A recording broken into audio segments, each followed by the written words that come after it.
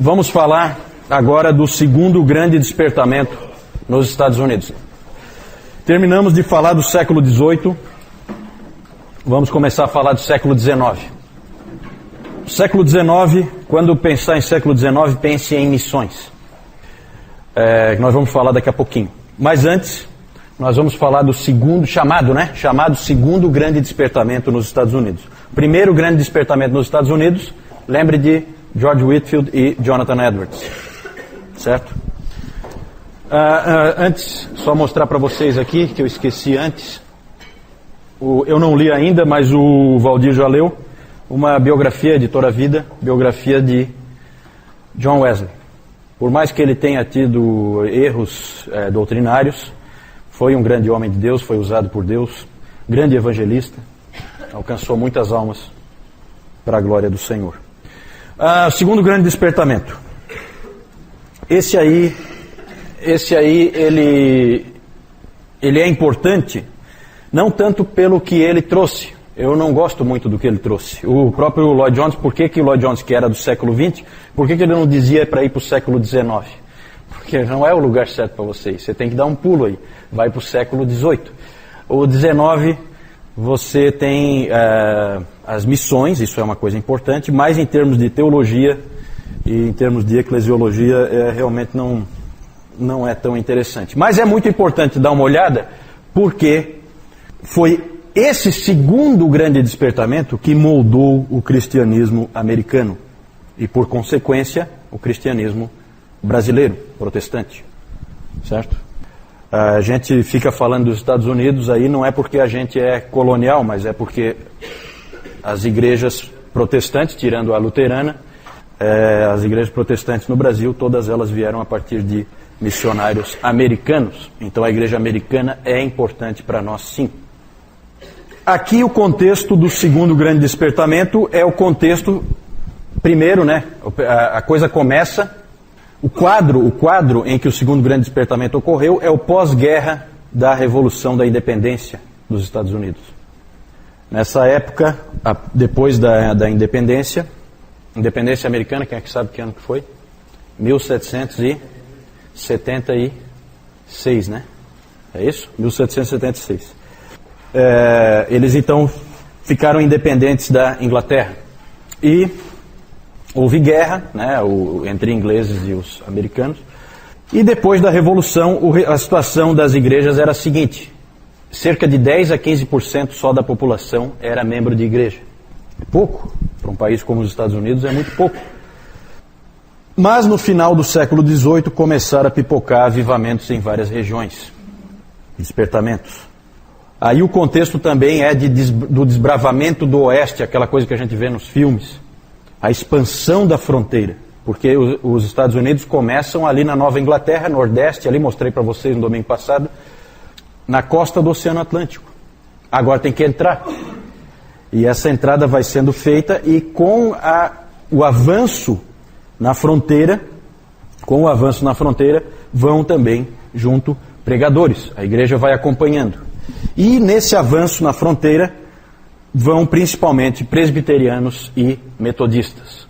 Só que os metodistas acabaram levando muito mais vantagem, ganharam muito mais terreno, porque eles não se preocupavam tanto como os presbiterianos com a formação dos seus pregadores, dos seus pastores. Os pregadores metodistas tinham menos formação. E os presbiterianos tinham uma preocupação muito grande em o indivíduo ser bem formado na palavra de Deus antes de ir. Metodista ia qualquer um que quisesse pregar, que tivesse zelo. E com isso os metodistas ganharam muito terreno e ficaram muito fortes. A denominação ficou muito forte nos Estados Unidos. Vocês sabem que as igrejas pentecostais elas têm a sua origem nos metodistas. Isso bem depois, já na virada do século XIX para o XX. Mas nessa época também tem os Circuit Riders, que eram pregadores itinerantes, e tinha até um dizer na época, esses indivíduos eles andavam a cavalo e iam pregando em tudo que é lugar. Eles tinham até um dizer nessa época, quando havia um tempo muito ruim, tempestade lá fora e coisa desse tipo assim, as pessoas comentavam entre si que estava um dia daqueles em que lá fora só tem corvos e pregadores. Porque os indivíduos eram realmente doidos. Gente, tem cada história aqui, porque tinha cara desses caras da fronteira, esses pregadores da fronteira, tem histórias que você não acredita. Tem um sujeito, uma figuraça, tal de Peter Cartwright. Esse sujeito, ele era um pregador vibrante, ele andava pelo Kentucky, Tennessee e Illinois.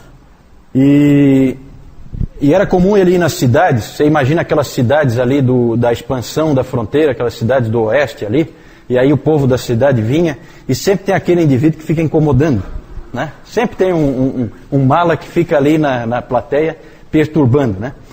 E aí o Cartwright, então, ele pregava, e aí, quando tinha um desses sujeitos atrapalhando as reuniões, ele fazia o seguinte: tirava o paletó, descia do púlpito, ia lá, esmurrava o cara, depois ele voltava, colocava o paletó de novo e continuava o sermão. Esse aí é uma figuraça. Se a moda pega, né? Se a moda pega, tomara que não, né? Ainda bem que essa prática não se difundiu, né? Mas resolvia, diz que era efetivo. Viu, Newton? O seu Manuel está dizendo para não seguir esse tipo de exemplo. Mas ali também tinha também nesse contexto ali da fronteira também tinha os batistas. Os batistas não tinham muita formação, geralmente eram agricultores que pregavam pregação leiga, mas eles não tinham muita formação, mas eles tinham muito zelo. Um desses pregadores é um sujeito famoso, James Taylor, não é o cantor, tá? James Taylor, que limpou sozinho 160 hectares de terra do Kentucky com as próprias mãos. Esse cara não é fraco. Durante a semana trabalhava no pesado, deu para perceber, não é pouca coisa. E final de semana então ele vinha e pregava, esse James Taylor, batista. Então, esse é o contexto aí. Aí há alguns nomes importantes. O Timothy Dwight, que era neto de Jonathan Edwards. Daniel Baker, que era um estudante que influenciou Charles Hodge. Um dos principais nomes pregadores dessa época é esse aí, Azael Nettleton. Esse sujeito, ele aparece muitas vezes citado nesse livro aqui, Os Batistas e a Doutrina da Eleição. Foi ali que eu conheci esse nome, Azael Nettleton. Ele é dessa época. Ele era um sujeito ele era um tipo de evangelista, sim, mas ele ficava um tempo, parecido assim com o que Paulo fazia, ficava um tempo ali, trabalhando com as pessoas, pregava o evangelho. O Dr. Calhoun disse que ele é um dos homens mais competentes em pregar a fé reformada num contexto de avivamento. Muito equilibrado, ele tem umas palavras muito boas. Mas o homem mais famoso desse período, com certeza, é um sujeito chamado Charles Grandison Finney. Quando eu vejo umas fotos dele, eu sempre me dá calafrio esse sujeito aí. Nunca fui com a cara dele. E ele era um advogado que se tornou evangelista. Com ele ocorre uma grande mudança na história dos avivamentos. Ele fez com que o termo avivamento fosse descaracterizado. Quando se fala em avivamento século XVIII é uma coisa, quando se fala avivamento século XIX é uma outra coisa completamente diferente, só usa o mesmo nome, certo? Graças ao Charles Finney. Ele disse que um avivamento pode ser produzido. Um avivamento poderia ser produzido. Vejam o que ele diz. A conexão entre os meios para um avivamento e um avivamento é cientificamente tão certa quanto a relação entre os meios para o plantio de grãos e uma colheita de trigo. Um agricultor que sabe o que está fazendo, sabe como produzir trigo. Se ele fizer certo, ele terá trigo. Um cristão ou um pregador que sabe o que está fazendo e faz corretamente, terá um avivamento. É esse o grau científico de precisão dessa conexão.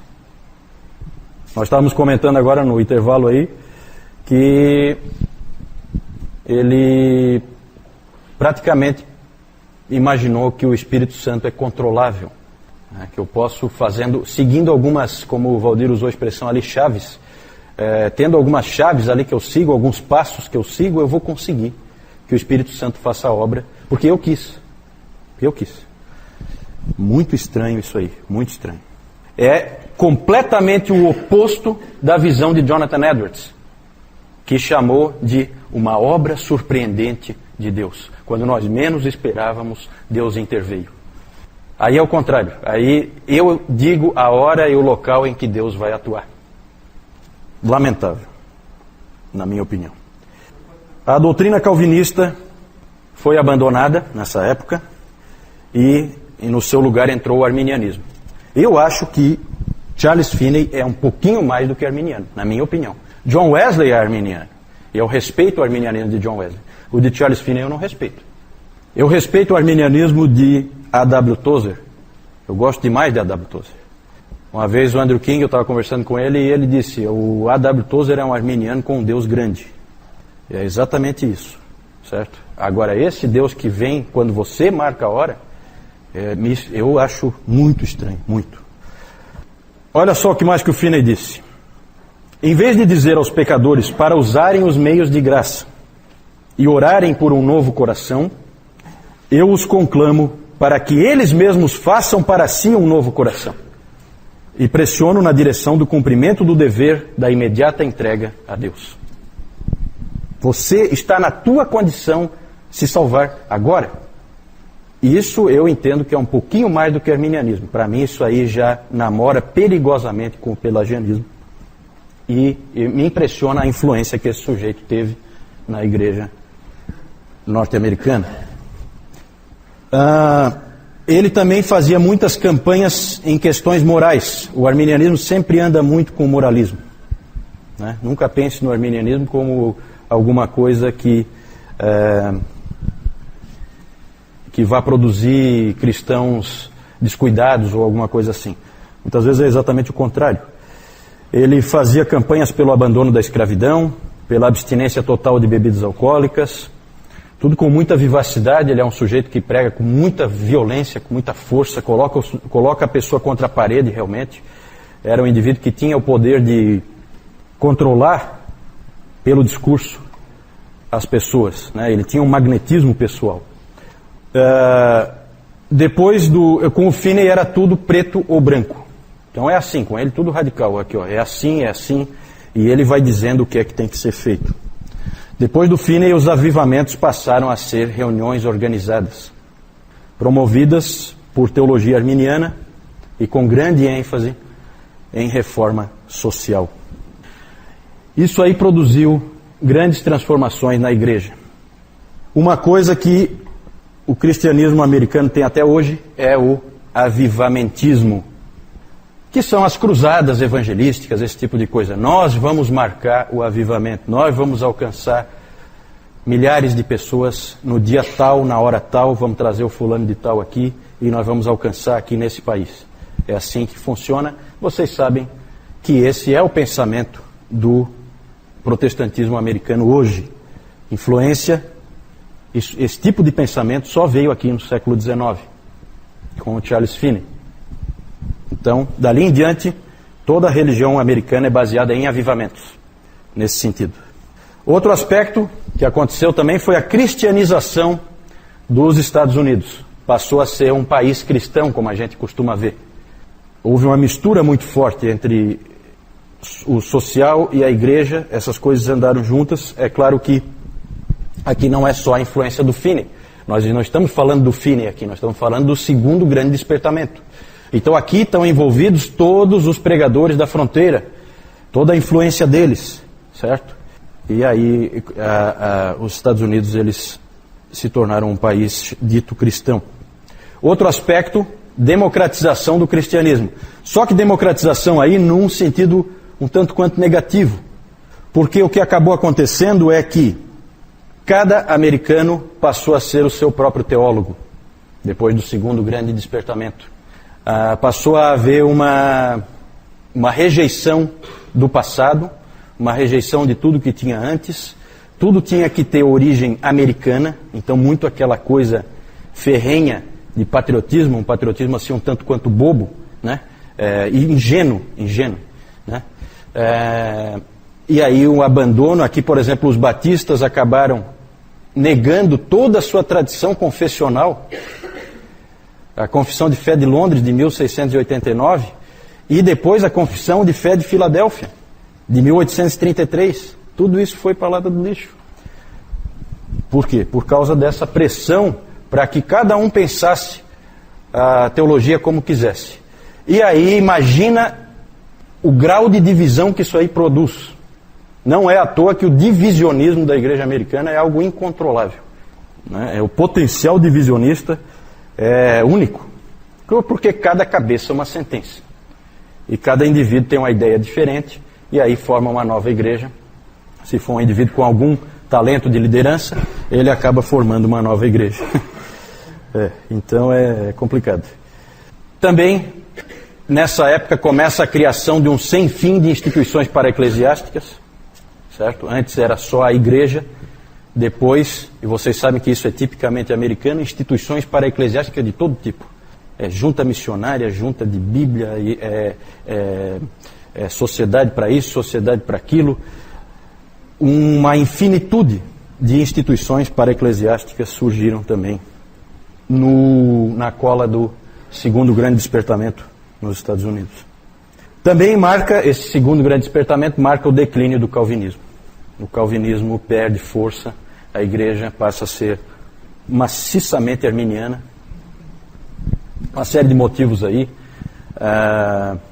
Entre os batistas surgiu muito hipercalvinismo, entre muitas pessoas, e tudo isso aí trouxe problemas, o calvinismo declinou. E esse declínio foi causado principalmente pelos metodistas. Os metodistas chegavam até a ter hinos que eles cantavam, que dizia assim, um deles, né? Dizia assim mais ou menos: quando eu era cego, eu não podia enxergar. Os calvinistas viviam a me enganar. Então eles faziam hinos contra o outro, né? Então isso aí é complicado, né? Então quando você começa a fazer esse tipo de campanha, e eu já falei para vocês da força dos metodistas na expansão da fronteira, já que qualquer um que quisesse pregar podia pregar, né? Então isso dá muita força, dá muita capilaridade, você consegue levar pessoas para tudo que é canto.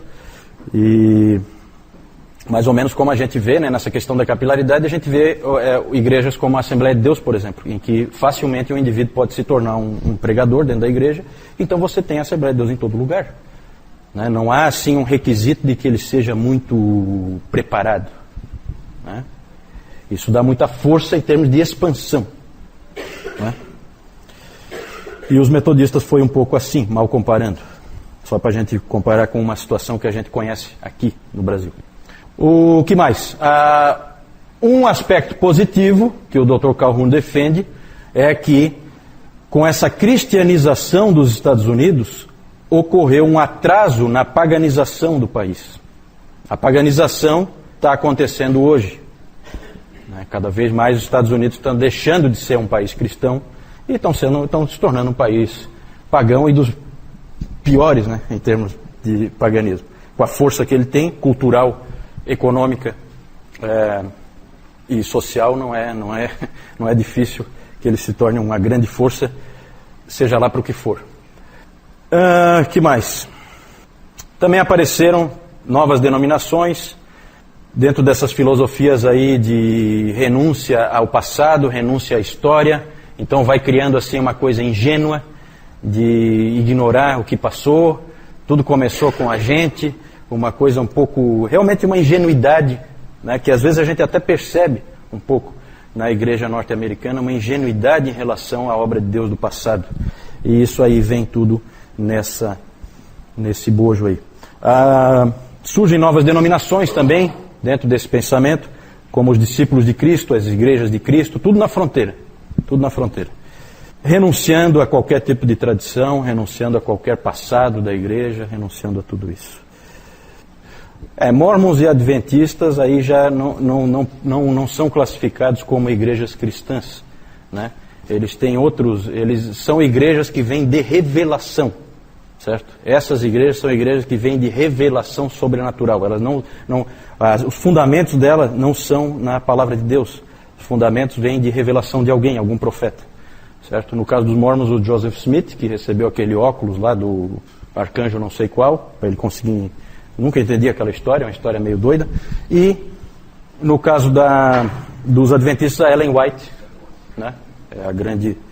Então essas igrejas são diferentes, né? A gente não pega aqui junto, porque daí, quando cai naquela situação assim, né? Se Deus falou, o que eu vou dizer? Né? Aquilo que o Moisés sempre disse, se Deus falou, acabou a conversa. Nos Estados Unidos, no caso dos adventistas, século XIX. O Joseph Smith, acho que é antes, né, Newton? Eu não sei, eu acho que é século XVIII ainda, né? A virada, eu acho. Aí teria que investigar, eu não... Testemunhas de Jeová, não sei. Testemunhas de Jeová, não sei. Eu não sei nem qual é o marco deles, assim, para o início, né? No caso dos Mormons é bem claro, é o Joseph Smith, aquela revelação que ele recebeu e tal. E no caso dos adventistas também, a Ellen White. Então esses aí dá pra gente, é só descobrir lá quando é que a Ellen White nasceu e tal, e quando que ela morreu, você pega mais ou menos a época, né? Agora os testemunhos de Jeová, não sei, teria que investigar, não chequei isso aí. Vamos falar de uma coisa melhor. Isso aí eu não gostei muito, não. Esse Finney aí, ele... Olha só a cara dele. Tem uma foto dele mesmo. Eu não gosto dele, ele me causa arrepio. Tem. Não, tudo bem, mas ele me causa arrepio. Tem uma foto dele mesmo que, se tiver à noite assim na parede, eu tenho dificuldade de dormir.